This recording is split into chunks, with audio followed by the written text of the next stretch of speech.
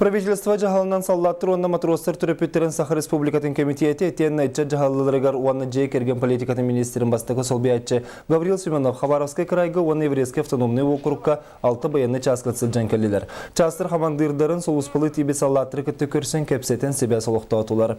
Маны сәргетерейхін хил комитет сүрбе 5 сыллахы билюгер ананнан. Саллаттыр онна матростар түрөпүттерин республикатағы комитети 9 сыллартан үгіз хаванна хүлені гытан келлен. Салаятчы Мария Милянова Казахстан Камчаткага дери элбах баянны часка сырытта.